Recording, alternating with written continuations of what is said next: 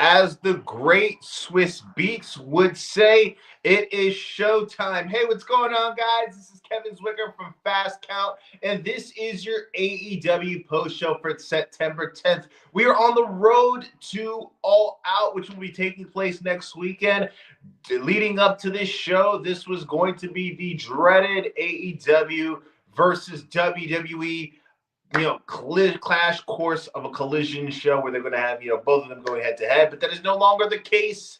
AEW All Out will be taking place at 3 in the afternoon, which for me, as a content creator, selfishly, I am happy that that has happened to be the case now. I could watch All Out. I could talk about that. I could watch WrestlePalooza. I could talk about that. The only downside is I'm gonna be spending, about 9 freaking hours watching wrestling in total that day. But hey, I do it for you guys because this is what we do on the Fast Count. We sit here and we indulge in all the wrestling that we possibly can. This was a pretty interesting show. If you guys checked out Collision on Saturday, it was a more eventful show than it usually is. We got a lot of different things that went and took place then that really affected this show that we just saw tonight. MJF making an appearance in screwing Mark Briscoe on the day of his wedding. We got tonight. We had Kyle Fletcher come out. Kyle Fletcher on Collision. He challenged Hangman Adam Page to a match for the AEW World Championship at All Out. The guy wants to be a double champion. That selfish guy doesn't want to spread the wealth around. He doesn't want to, relinquish titles to any title opportunities to anybody else. But it's an interesting show. Thank goodness for the 3 p.m. start. I am old. I know you are a very old individual, Pops. It's just the way it is. But it's been a hectic day, right? Especially with all the things that went down in the news today. But such a crazy day, right? Check in on your loved ones, guys. But we sit here and we open up the show with the Grudge match. Hangman Adam Page versus Josh Alexander. If you guys remember, during the Owen Cup, Hangman Adam Page, he went up against Josh Alexander there. They had a really good match there as well, and they had another good match tonight.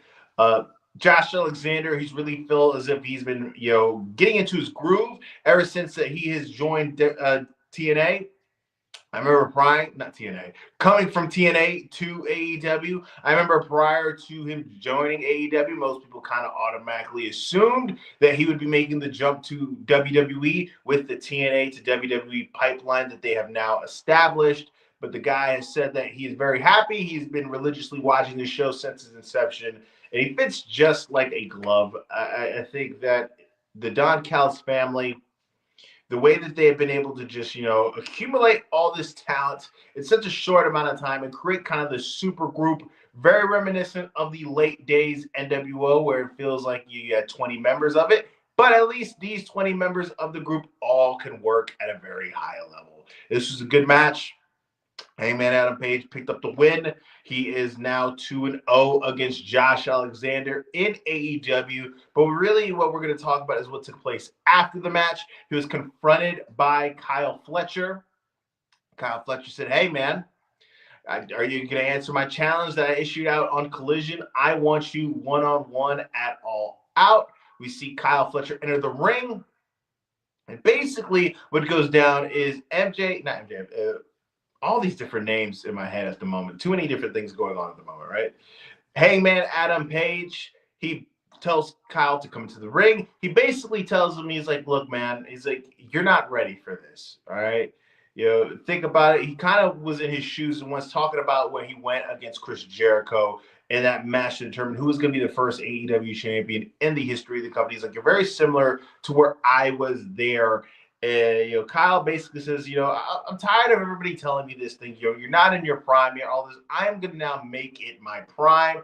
I am ready. I am ready to put this company on my back. My time is now. I am ready for this opportunity. I want to be AEW champion."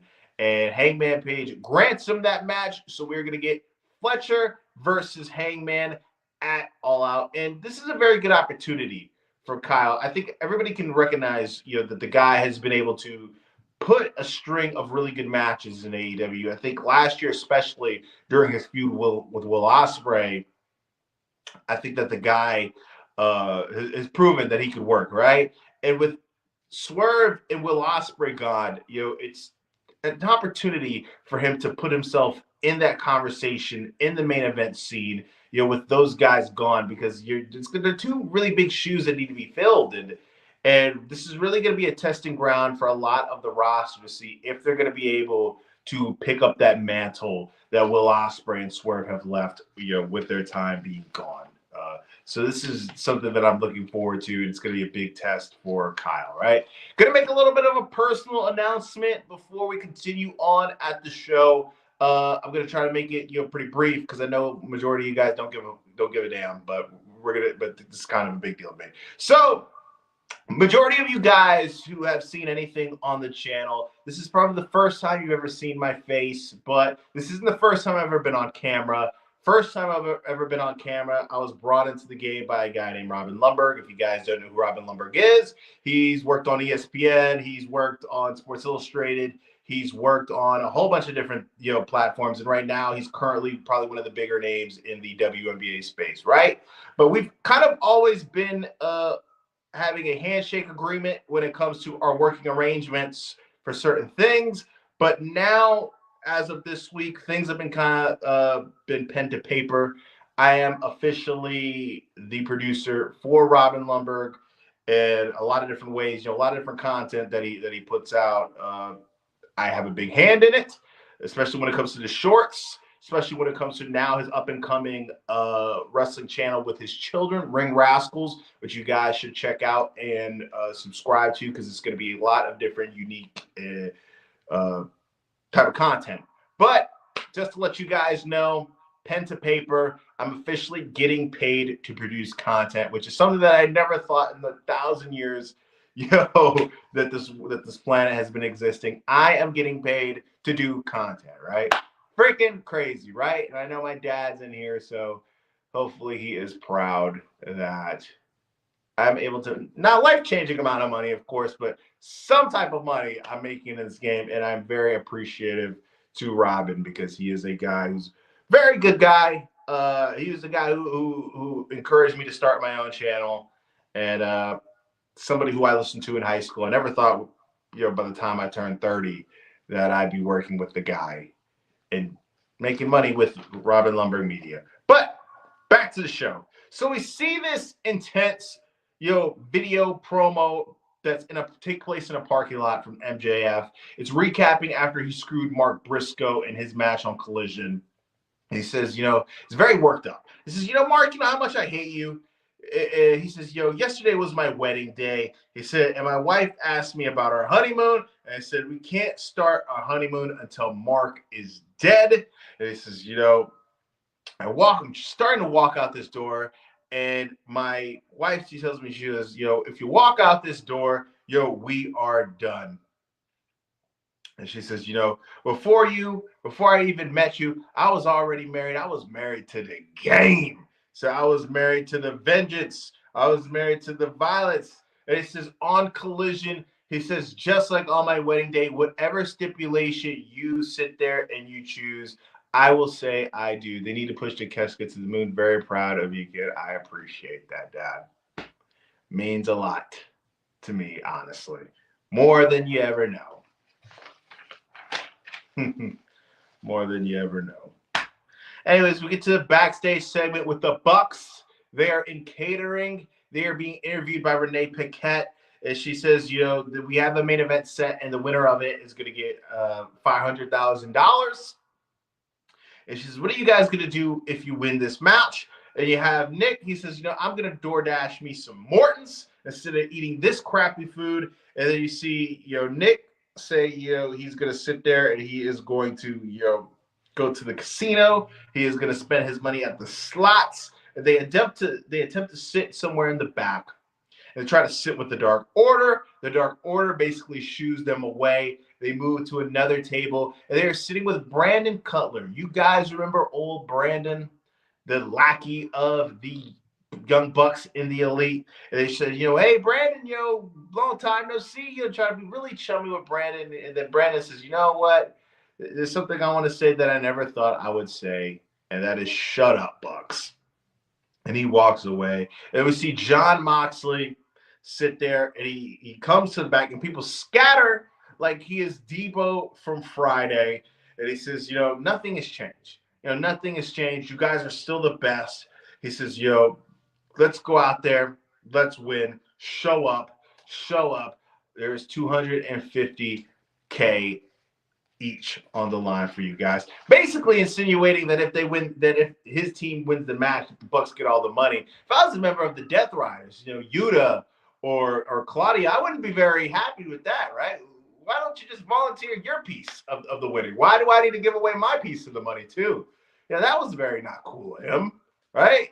The Bucks thing is funny. What I like about the Bucks thing is this, match-wise, they're very divisive. People either think they are the greatest tag team of all time, or people, usually, think they suck. There's not really a lot of in between. And I think that this is one of the more entertaining things that the Bucks have been able to do in a while. I think that evil, EVP thing that they were going with, I think it ran its course. And I think that the fact that they're in a position now where they're not afraid to make fun of themselves, they're not afraid to take risks. I think this is very refreshing. And it's very new for the Bucks, and I think they're in the perfect position. They've been playing this thing very, very well. The people are into it, and I think that they have been playing their role to the best of their abilities so far with this gimmick that I've been enjoying for the longest. Next, we get into a tag team match. We got Ime Sakura, and we got the CEO Mercedes Moné versus Alex Windsor and the returning Riho. I know that you guys are a big fan of Riho. I am as well. AEW's very first women's champion. She'll be going one-on-one against Mercedes Moné at All Out. They're trying to, put a little bit of heat on this match because it was very kind of, abrupt and kind of put together. Because think about this, I remember, what was it? Was it last year when Jinder Mahal came back after a long absence, and he got a title match, and Tony Khan went on Twitter and kind of blasted WWE for that. Well, he basically pulled the exact thing with Riho getting a TBS championship match against Mercedes Moné without having to qualify or having, stringing across, a couple of wins. So he basically pulled a Jinder as well. But Ime, she was kind of in there to take the pin, and she was the one who was tapped out by Riho, adding a little bit more. I'm very sure that Mercedes versus Riho at the pay-per-view is going to be a good match, but the way that we got here, it leaves something to be desired, right? But we're going to look forward to that match just simply because we know that the graps are going to be pretty good. I'd be pissed if I was the rest of the Death Riders. I'd turn on Mox on principle. Yeah. Yeah. Claudio doesn't need any money. Yuta doesn't need any money. Trust me, they're good. What type of friend is that? We get a backstage segment with Ricochet and the Gates of Agony, GOA. As you guys may not know or do know, we're going to get a match between, the Syndicate, the Hurt Syndicate, versus GOA and Ricochet at All Out. And Ricochet, he calls out the Syndicate. He calls them cowards. And he says, let's make a gentleman agreement. I'll leave my boys in the back. Shelton, you leave your boys in the back. And let's just settle this things like men. And he's like, after All Out, he's like, you guys will have no choice but to respect me. And this isn't a request. It's a demand. We get to the match. Ricochet versus Shelton. This is the best booked Shelton has been his entire career. I don't think that's an insane statement. I think Tony Khan has been able to book Shelton much better than Vince McMahon did. I think he's been able to book Shelton much better than Triple H did. I think that this has been a perfect signing for both sides for these two guys. Shelton, even though him and Ricochet both have the abilities to do these flips and all these crazy maneuvers, Shelton obviously is a much bigger man. Shelton was kind of having his way for a lot of the match against Ricochet. Ricochet, the scissors were, at one point involved in the match. Ricochet, if you guys remember, he stabbed the shit out of Swerve Strickland leading up to their match. And Shelton had the same, predicament, on his hands. It was put in the same position where he was going to be able to use the scissors on Ricochet, but he says, yeah, don't really need them. And he breaks the scissors. And, the Gates of Agony, they somehow got themselves involved in this match. Ricochet, not the gentleman that he proclaimed to be. Rico was able to pick up a sneak win. We got a brawl between these individuals. Things are starting to heat up, heading into all out, all in, all out. We're just going all, right? We're going all the way. Guys, please remember to hit that like button and subscribe. We are about, I think, 9 or 10 subs away from 3,100. So, we're slowly but surely working our way to 4K. And I'd be very appreciated if you guys would hit that like button and hit the sub button if you haven't. But we see this video package. One of the other major matches that is taking place at All Out is the reunion of Cope and Christian Cage going against FTR. This is going to be their first match in Toronto, and I believe they said over 20 years. So it's a big deal. That's a lot of nostalgia going on that night, right? Think about it. AEW, they got Christian and Cope reuniting. WWE, they have AJ Lee's first match. They have Brock Lesnar against John Cena. A lot of nostalgia in the air. And that's kind of natural. You go to the movie theater, and you check out what's available. What are you going to see, right? A bunch of reboots, sequels, prequels, spin-offs. You're going to see a whole bunch of different shit. That's kind of a rehash of something. But FTR comes out after this video package that we see highlighting the reunion of Cope and Christian, and they get all to the face. They come out very worked up. They get in the face of fans asking who want to fight. They start beating up on one of the production guys, and that's pretty much the end of this. And it's not nice by them, right? Not nice by them. Not nice at all. FTR, man. Something going on with all the bald guys on the roster, man. They're so freaking angry. But we get a video package from Hook. Hook, he looks as if he is sitting on the rooftop of a fancy hotel or apartment complex. And he says, I've always appreciated Joe. And I appreciate him for him and the ops having my back. And he was like, I was tight, not going to lie. He's like, they replaced me before the body got cold, but I get it. I've been an athlete my whole life. If you guys don't know, Hook is a very, big and talented lacrosse player, has a lacrosse background. And he says, I think it's time, for Hook to stand on his own. And he said, or maybe not. So teasing a solo journey of Hook, or, him possibly finding him a tag team partner. Who knows? I remember Hook. I was in the building for Hook's debut match. His debut match took place on the Dynamite. I think it was either the Dynamite or his match might have been on Rampage at the time, or Rampage taping, but he was freaking over as shit that night. People wanted to see the guy wrestle, and it was super impressive. Yeah, Hook was he was big that night, man. It was the same night CM Punk teamed up with Darby Allin and Sting. If you guys remember that episode, it was the Christmas episode of Dynamite. So Hook, a very talented guy, has a bright future.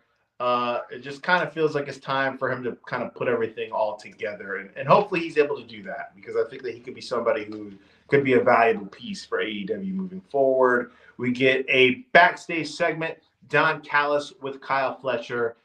Basically, they're discussing, the upcoming match at All Out between Hangman and Kyle Fletcher. They says, Hangman, Kyle can handle this all on his own. I am going to, the Don Callis band, but we're going to fall back. And Kyle Fletcher says, I can do this all on my own. They hug. That kind of makes me feel, like something's brewing. if Kyle Fletcher isn't able to take the win, because I don't believe he is going to win. So I think that there might be a Kyle Fletcher face turn coming up soon, or something along those lines, because you don't trust Don Callis, especially for the fact that he is a baldy. Tyler, what's going on, buddy? Yo! Hey, what happened to those Chiefs, man? What happened to those Chiefs? The Chargers, they look kind of good, don't they? Very talented team that they got over there, but they kind of look good every year. They kind of screw it up. But hey, they'll be all right. Big game for you guys this weekend as well against the Eagles. Doesn't that look like they kind of look bad too against Dallas. So we get into the street fight. Let me scroll up a little bit, because I know I missed. I would rather watch Edge and Christian. He is my favorite father figure. Christian has said it himself that he believes that this is the best run of his career. It's in the discussion, definitely in the discussion. I think that his the point when he was the world champion and feuding with Randy Orton, I think that might have been a little bit better, but it's definitely in the discussion, right? I don't think that's insane to say. SMH, I'm only here for pro wrestling today.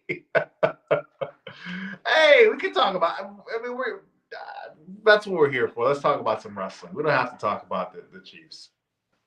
Let's talk about the street fight with Tony Storm. Tony Storm came in. I don't know if you guys saw on social media, but they're still doing the residency in the 2300 Arena, the home of ECW. And there was a video that was put out on social media of her knighting the Sandman with a kendo stick. So she came out, very much so paying tribute to him as well. This whole residency that they've been doing, I know that a lot of the ECW guys, are signed up with WWE. Tommy Dreamer's with TNA, so he's basically signed with WWE. The Dudley Boys, they're there as well. So, Sabu, unfortunately, is passed. So I've kind of, figured that at some point, here or there, we're going to get an appearance from the Sandman, right? I've been just, in my mind, I've thought, there's going to be one of these shows we're going to hear Enter Sandman. Are you watching GCW? Yes. Dude, with our MLW, yes. With this I don't talk about it a lot on the channel, because it's kind of like I try to cater what I know people are going to want to talk about, right? Or hear about. But when it comes to things GCW, MLW, Maple Leaf Pro Wrestling, what else? NXT, all these other indie promotions, I keep my ears to the ground. New Japan, all these different things, I watch as much as possible. It's just there's not a lot of people out here who the demand isn't there for the most part. I've done other videos, covering stuff on the indies and TNA and things like that, but just the demand isn't there. But if anybody wants to hear or discuss it, I'm totally fine with it. Totally fine. MLW, they're doing some good stuff right there in GCW as well. I interviewed kind of months ago.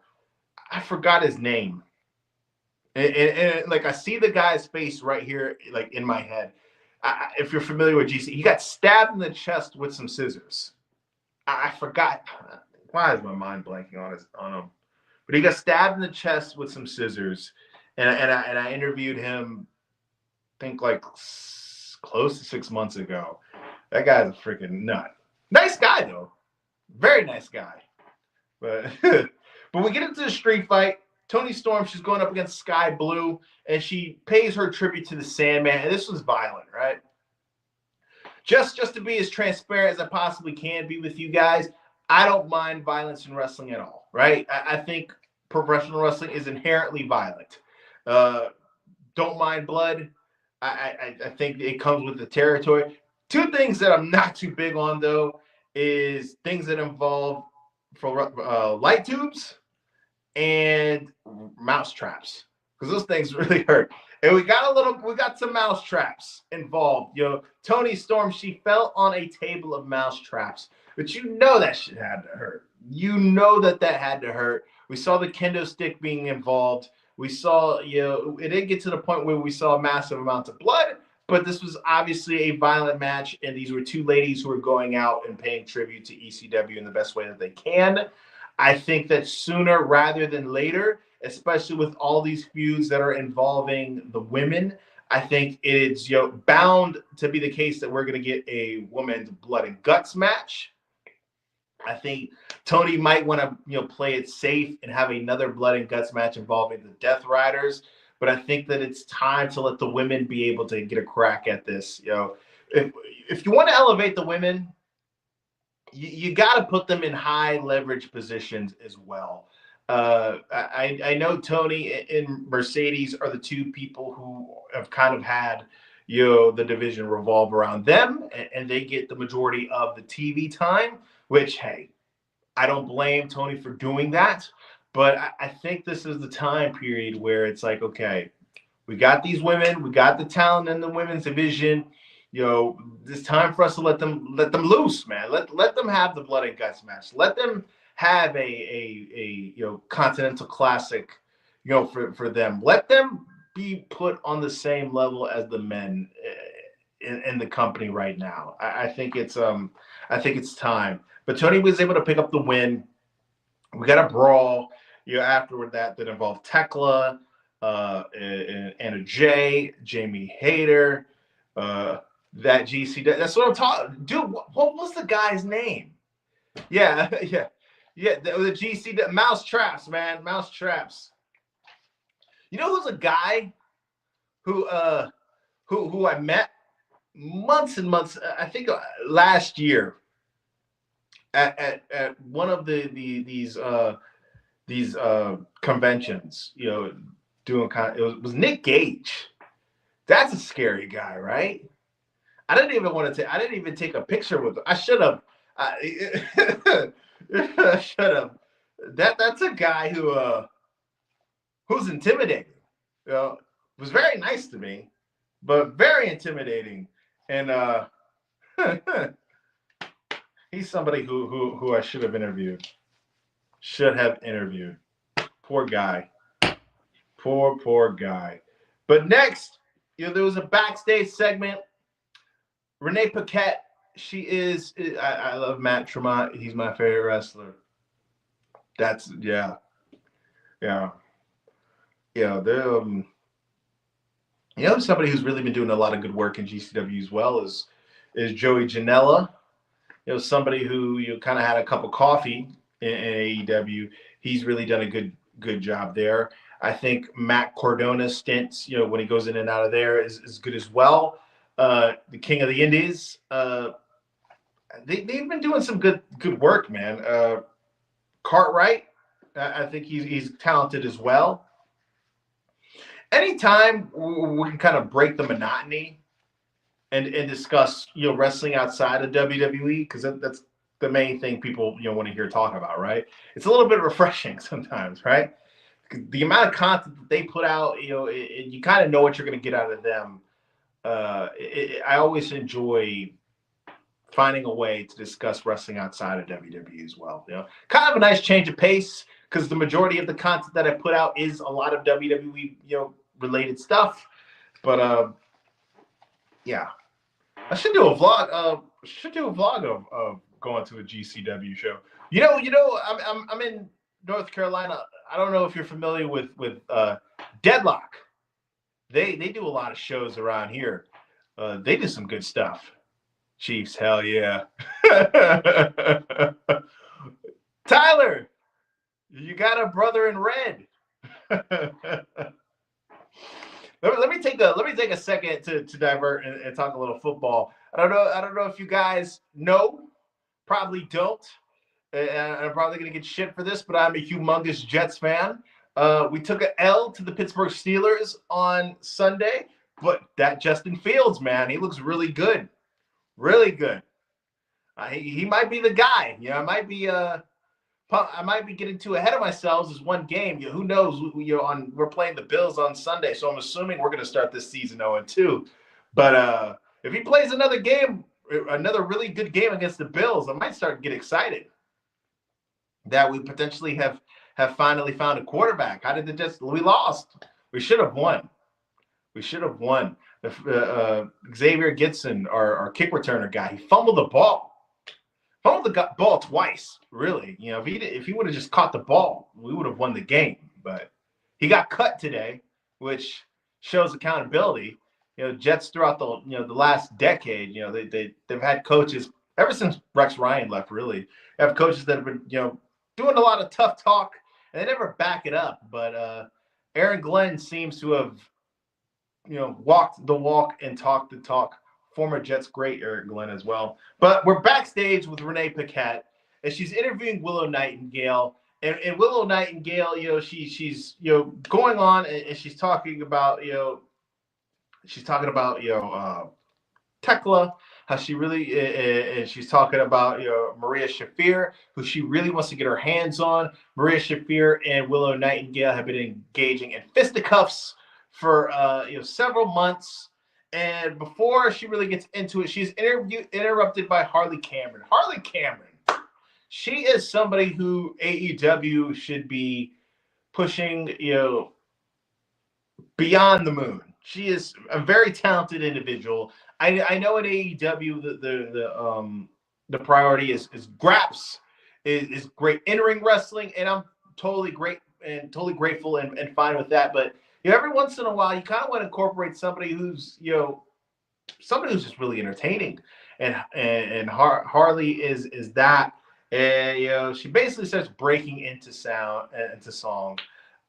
Look, mark my words, I'm feeling like GCW has been successful pro wrestling, through the year. Yeah, you know what, man? I feel like I wanted to do this, but I feel like if I do, like only like 2 people are gonna watch. I've wanted to do a GCW post show for one of their shows, especially recently, because they've been putting on together a lot of good cards. But I don't think anybody would be into it. So I've just watched it in my own leisure time and enjoyed it myself. But if there is somebody who wants to, who if there's demand for it, I will do a post show for it. But don't make me do the post show, Tyler, and you're not in here for it. Get the notifications on if you don't have them on.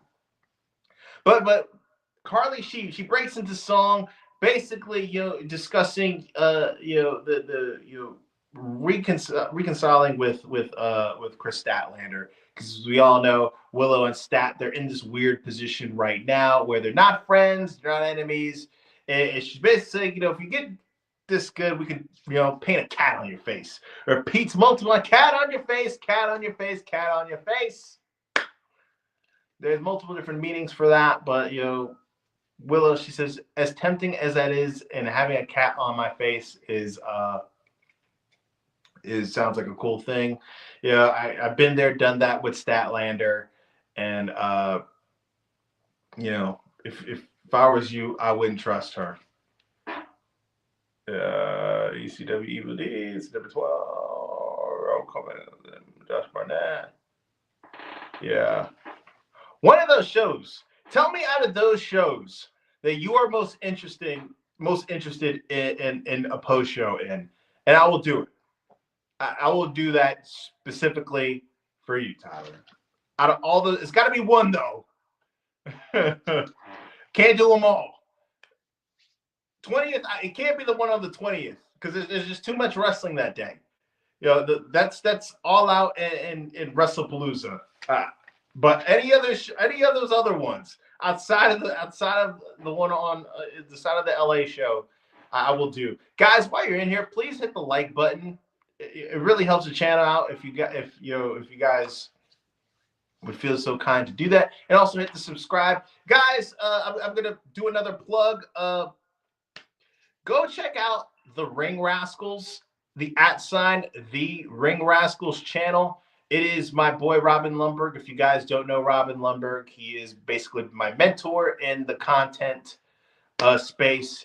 I am also the producer for his channel as well.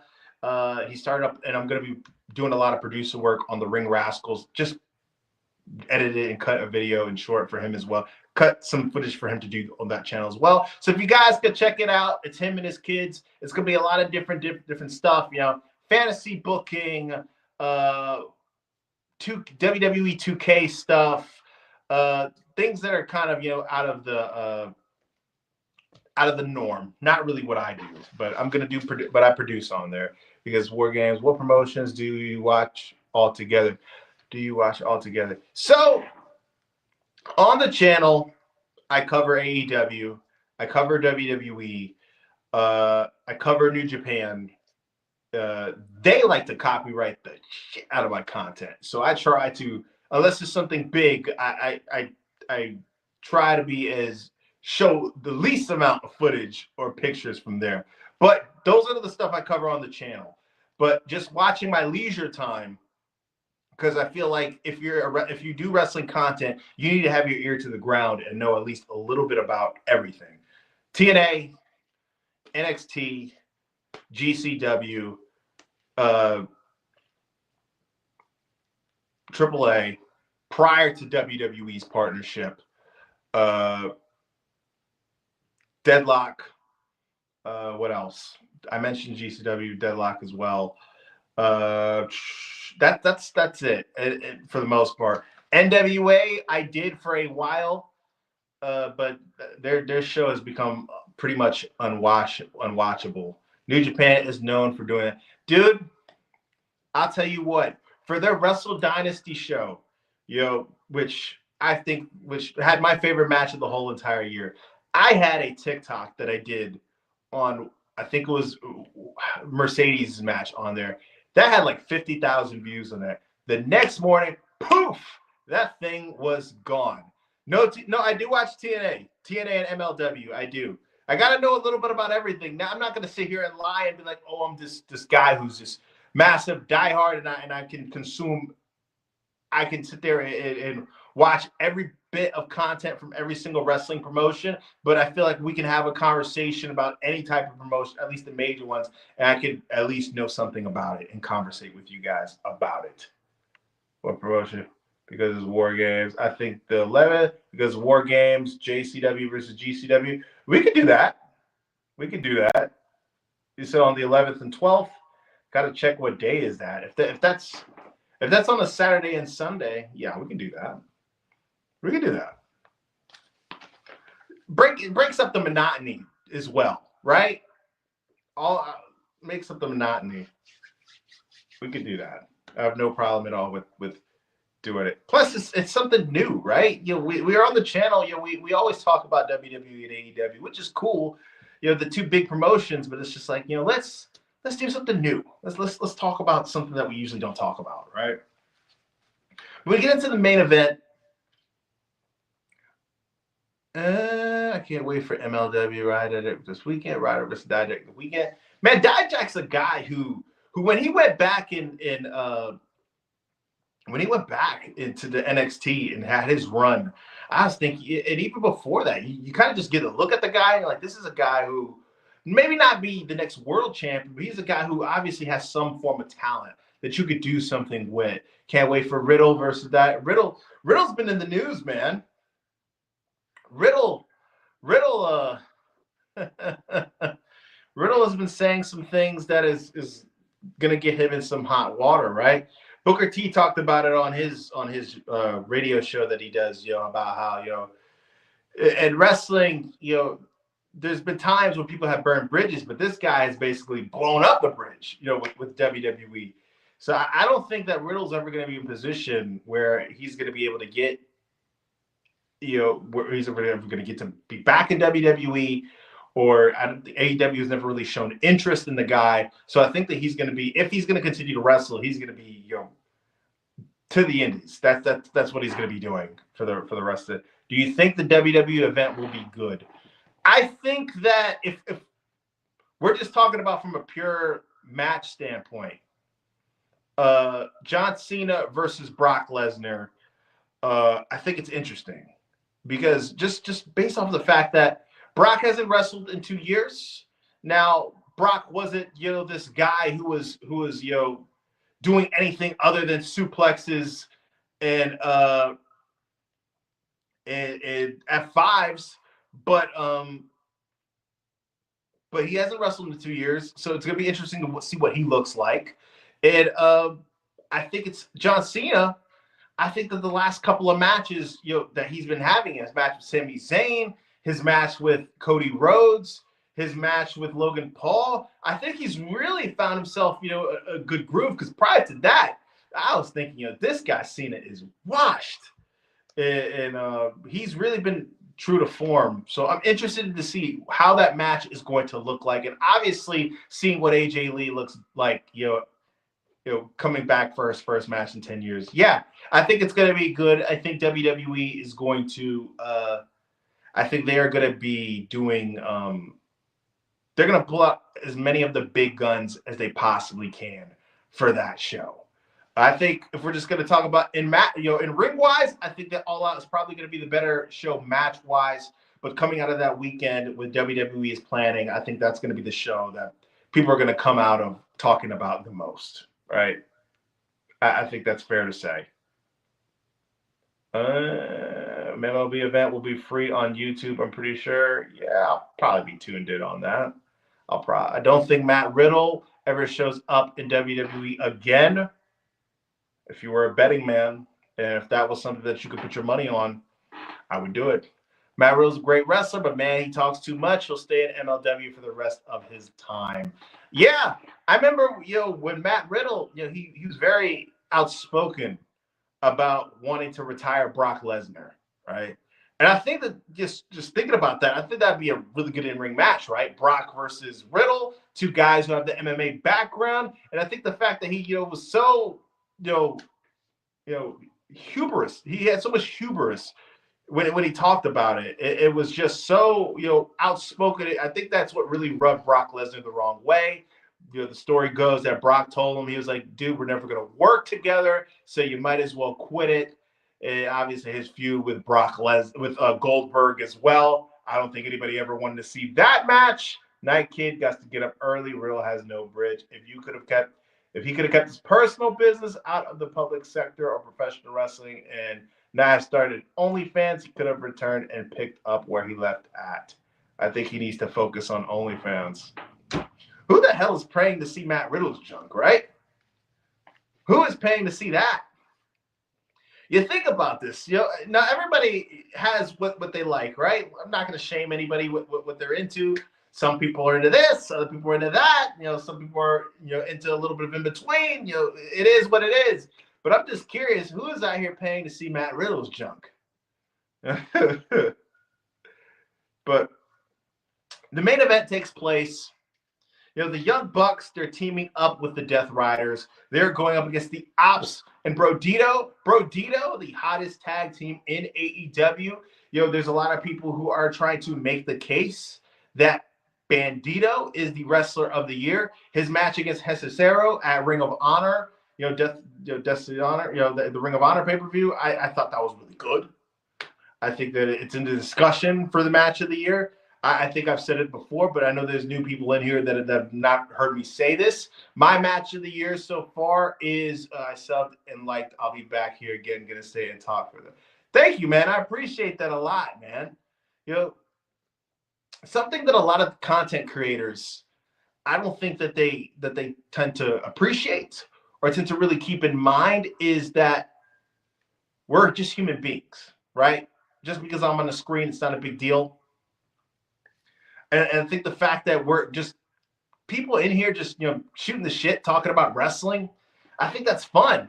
I think it's fun. And I don't think that a lot of, probably the bigger ones, they don't appreciate the fact that, like, there's so many other options that people can tune in, to get their wrestling info or talk about wrestling or other forms of entertainment, that they don't appreciate the fact that somebody is choosing to watch and interact with you. It's something that I tend to think about every single time that I get on front of a camera, and I appreciate the interaction because, hey, we're just people here kicking it, talking about some wrestling. But my match of the year, for people who don't know, is the Wrestle Dynasty match between Kenny Omega and Gabe Kidd. If you guys saw Dynamite last week, Gabe Kidd was basically murdered on camera. We have not seen Gabe Kidd ever since he was dragged by Darby Allin in the back of that pickup truck in the body bag. Where is Gabe? But the Bucks and the Death Riders, they were to pick up the win. You don't get interaction like this with other rest of YouTube people. Something I've learned this from my guy. Don't know if you guys know who he is, Robin Lundberg. I said it earlier in the live. I'm the producer for his channel. He's always told me before I even started getting in front of the camera, he's like, don't ever lie to your audience. And that's something that I tend to very much so value and very much so tend to have in my head when I talk to you guys, and to interact with the people. Because like I said, we're just people chilling, talking about some wrestling, man. It's not fun anyways while I'm in here just not talking to anybody, where I'm just talking to myself. But the Bucks and the Death Riders were able to pick up the win. But what really is going to get people talking is not so much the result of this match. It's what took place after, where we see Darby Allin, we get this brawl. The Bucks and Brodito, they're brawling. The Ops, they are about to get jumped with by the Death Riders, and we see Darby Allin make the save, and it looks as if he is going to get his get back on Jon Moxley, but he is attacked from the back from a guy who's hooded. We get it revealed, and it is Daniel Garcia. Daniel Garcia is somebody who we've seen actively, especially on Collision, being recruited by Mox. And we see Daniel Garcia sitting here. He stomps Darby Allin's head on a steel chair. He stomps him again. He looks as if he wants to continue, but the Death Riders have to hold him back, and he walks out with the Death Riders. That's the way that we end the show. I don't know if you guys are familiar with this story, but I'm sure that some of you guys do know this, or if you don't, I'm going to just repeat it. But before Daniel Garcia was a member of the JAS, the Jericho Appreciation Society, there was reports coming out that they were debating whether to put him with the JAS or the Blackpool Combat Club at the time, and they decided to go and put him in the JAS.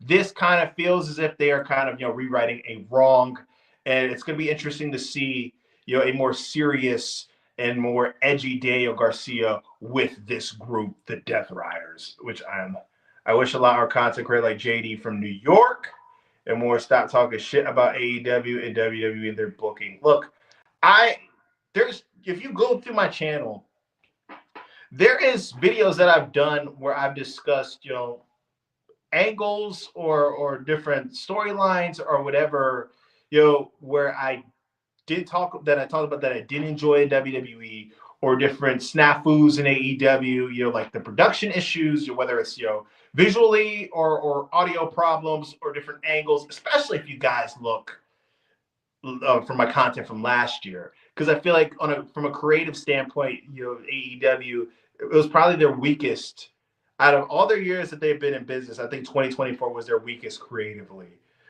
especially towards the end.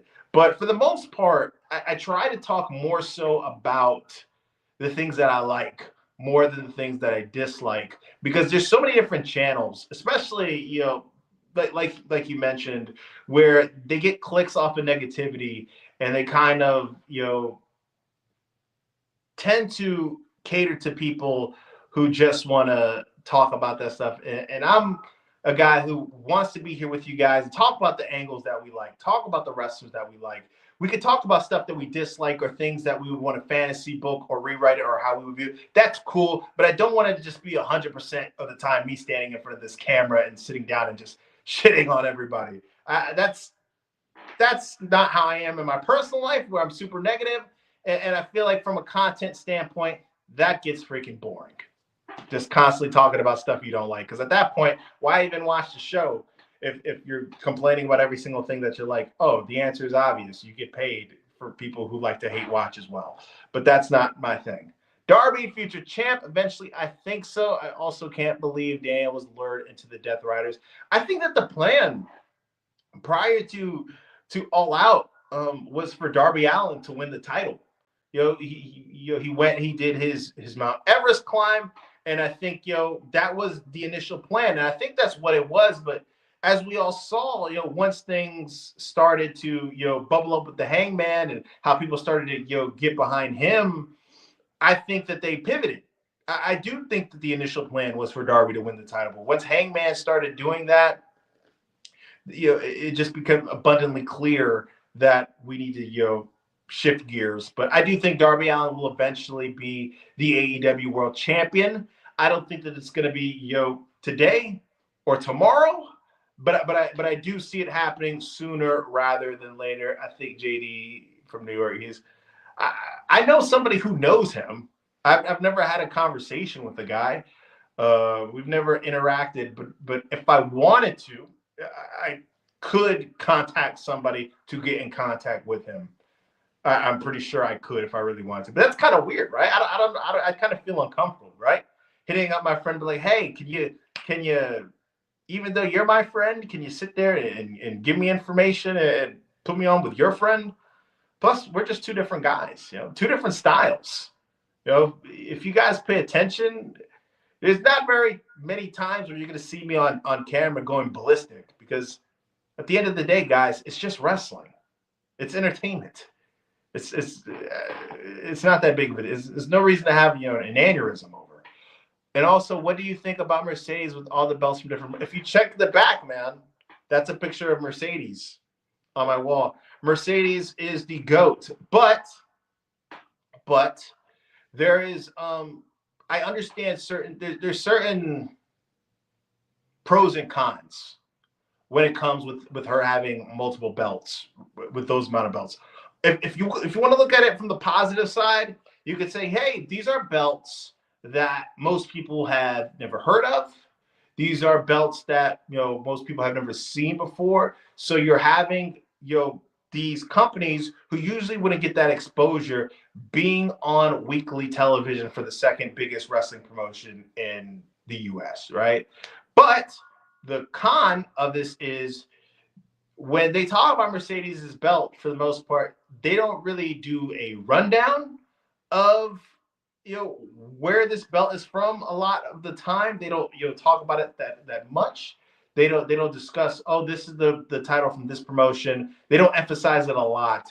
And sometimes when you have 20 belts, it kind of devalues them, right? So that's one of those discussions that could be had. But for the most part, I think it provides more good than bad. Don't hate her, but I like to see other people hold on to the TBS belt. I think that whoever wins whoever takes the TBS championship from Mercedes, it needs to be somebody who really, really needs it. Somebody who they look at and say, okay, this is the person who we are going to really put the rocket ship on their back, and she is going to be the person who we're going to position to be in the upper echelon with Mercedes and Tony. I think Queen Eminata is somebody who could really be that person, somebody who they could strap the rocket to.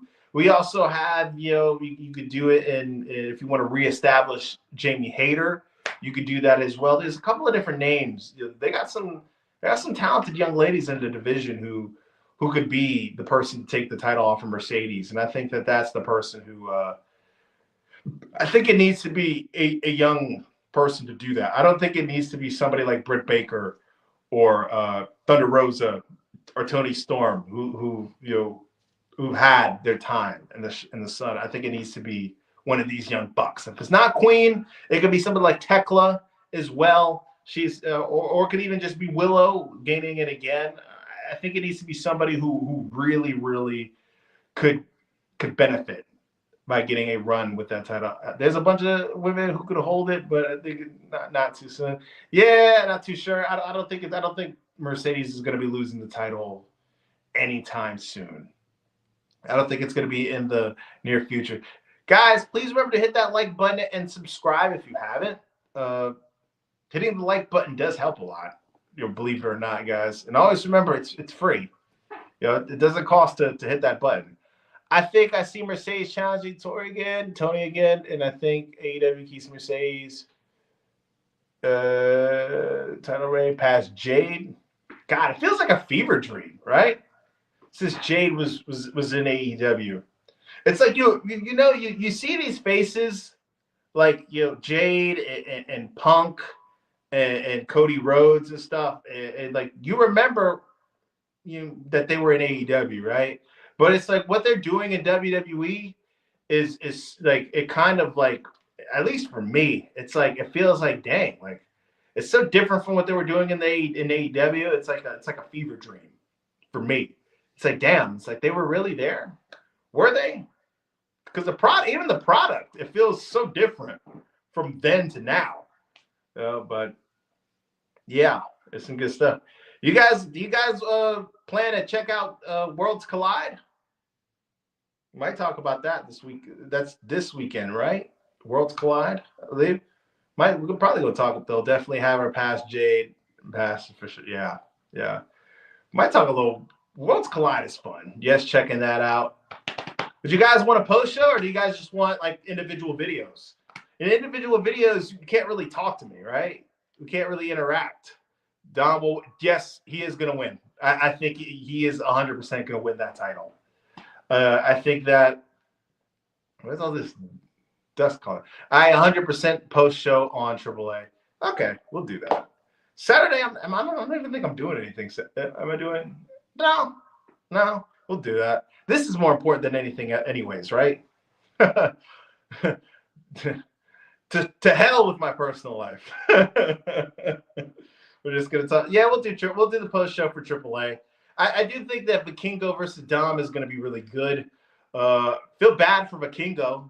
Vikingo, obviously a guy who is one of the more talented in-ring wrestlers that's out there. But with all he's really in the middle of a big dog Roman Reigns era type push, right?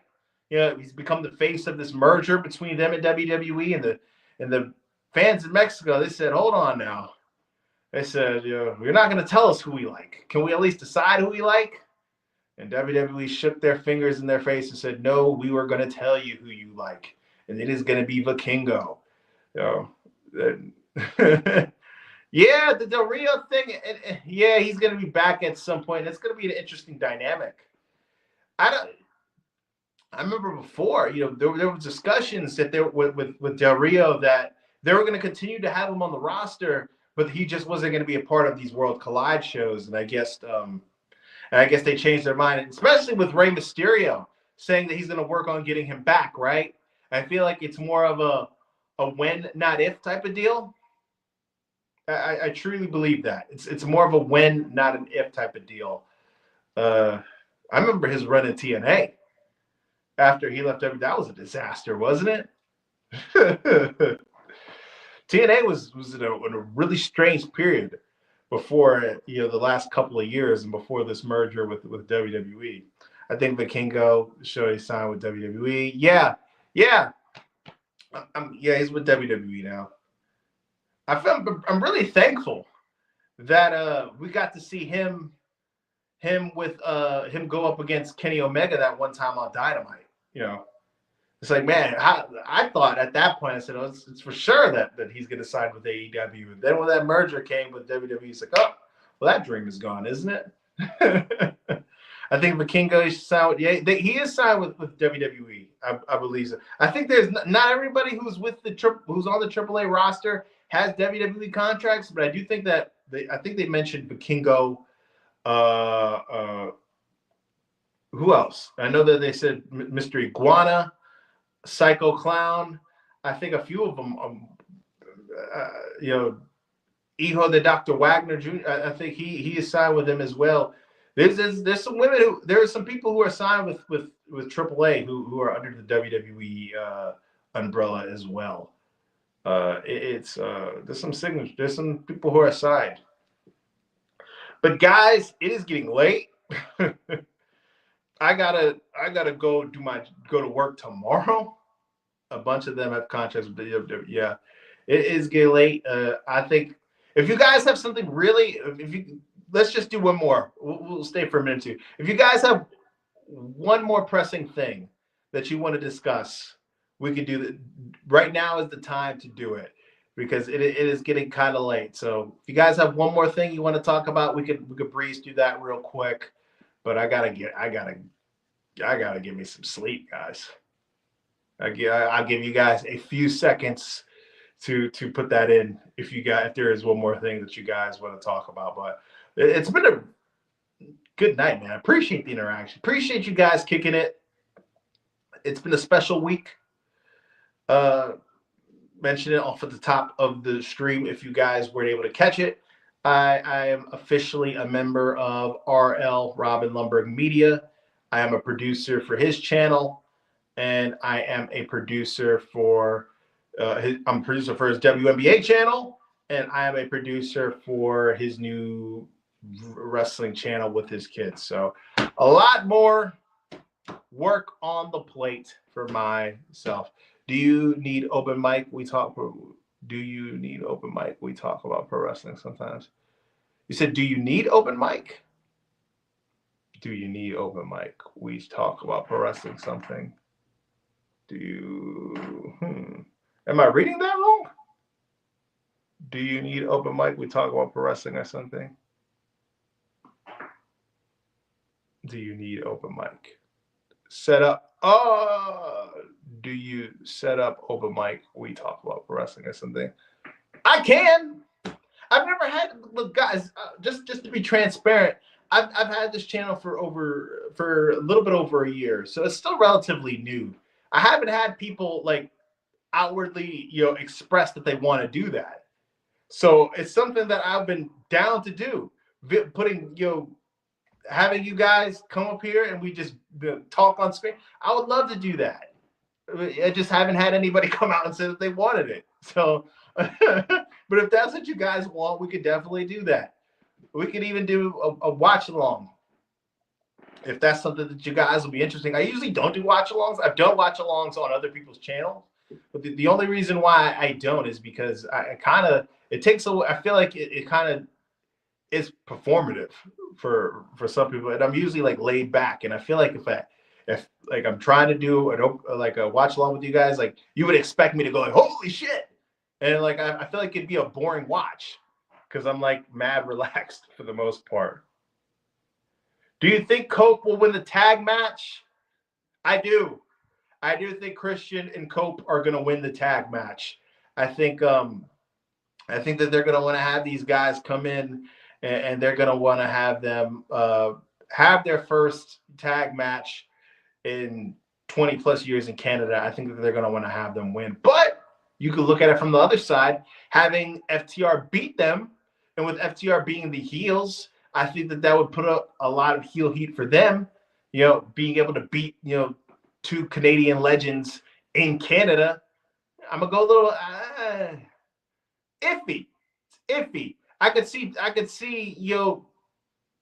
a reason for either of them to win. Shoot, I might have just convinced myself that FTR are gonna win, right? Damn it. We'll see, man. We'll see. Do you think Io Sky? What do you think about that? I think that Io Sky I think that she's gonna win. I think that Stephanie isn't gonna win. I think that and if they do have Stephanie win, I think it makes zero sense. Stephanie hasn't been on TV in like over a month. You're gonna have them not on TV over a month and then have her win the women's championship. I don't think that's what's gonna go down. I think it's going to be a really good match, and I think that Io is going to pick up that win. Io, I've said this on a couple of different occasions as well. Io, I believe, is the best in-ring performer in all of WWE right now. I think she is the best in-ring wrestler at this moment. Now, things could change. Who knows? I could sit there next week. Somebody could put on a banger at WrestlePalooza, and my mind is totally blown, and I change my mind then. But yeah, I've been saying for the last couple of weeks that I think Io is maybe the last couple of months, Io is the best in-ring performer in WWE at this moment. Kicking the men's out. I can't do watch-alongs. No fun. Yeah, it's just not for me. It's not because I feel like this is kind of weird. I feel like I'm a chimp for some reason. Like people are watching me to just be like, to like do something crazy. Like now there's moments, genuine moments where I've been watching wrestling. I'm like, holy shit. Like when CM Punk returned at Survivor Series, like I was like, holy shit. Or when SmackDown, when AJ Lee returned, even though the cat was out of the bag, it was still a big moment where I was like, oh my God. But still, watch alongs are my thing. I prefer post shows. I also hope AJ looks good in the ring, but knowing will most likely win. Physically, she looks good. She came back and she has what? She came back with a 12-pack. She is jacked, and I think that hopefully she does. But one thing that I've noticed, I don't know if you've noticed in WWE as well, is in-ring performance really isn't that important. And when it comes to what they look for, it's more so, can you cut a promo? Do you have a cool entrance? Do you have aura? And if you could wrestle good, well, great. Yeah.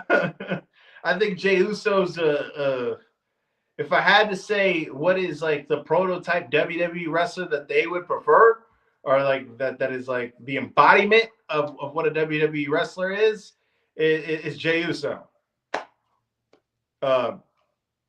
Connection with the crowd, cool entrance, sells merch, gets in between those ropes. Hey, it is what it is. I'm watching WWE Evolution. This dude, the match between her and Rhea Ripley at Evolution was really good. You can make an argument that that was the match of the weekend. That was a hectic weekend, guys. Oh my God. That weekend was so think about this. That weekend I covered the Great American Bash. I covered All In, which was 7 hours. Saturday's main event, which was Goldberg's last match. Then the next day I covered Evolution. So for in a weekend, I think I spent probably 15 hours or 15 hours plus covering professional wrestling that weekend. And who did I do that for? I didn't do that for my health. I did that because I wanted to provide as much content as I possibly could for you guys. Even if you didn't watch it, or even if you saw a little bit of it, or you didn't see 1 second of the stuff that I put out that weekend, I did it to provide you guys at least the option.